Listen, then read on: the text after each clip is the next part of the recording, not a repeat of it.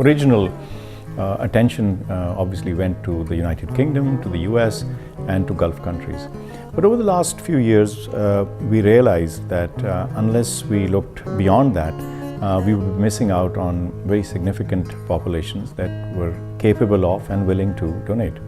And so we looked at Australia as one of the areas, or one of the countries that we ought to register ourselves and go further. What we expected was that once registration happens, the amount of donations that would come in would certainly rise.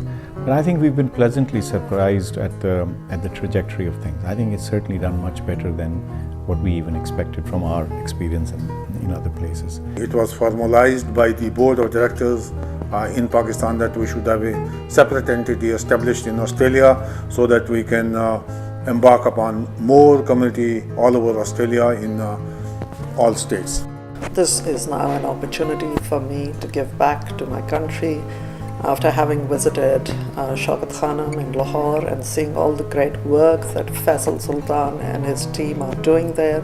Very, very motivated to team up with them and to try and bring Shaukat Khanum to Australia. I think we're very lucky to have a very good board who are all volunteers, all well respected in their field. So I think the personal credibility is sort of the first part of this transparency. The second, of course, is having regular audited accounts and a description of where you're spending your money. It is also very important for the donor to see that what you are doing is not just being honest financially, but are you delivering what you set out to deliver, what you promised.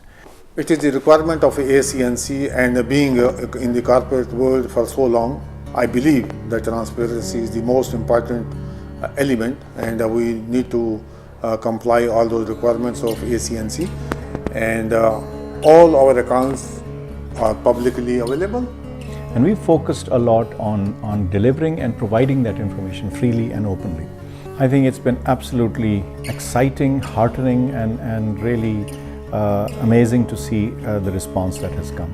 Absolutely overwhelming when we saw the response to Shaukat Khanum's Ramadan appeal. In less than 4 months, we've raised more than $450,000. So it goes to show that when there's a reliable, trustworthy organization, Pakistanis can be the most generous of donors ever. We've seen about a 25% increase over the previous year. The most important thing out of all this is that we have institutionalized the institution, its giving or its receiving mechanisms, its transparency, its program delivery, so that the hospital or hospitals now should really stand on their own sort of feet and on their own performance.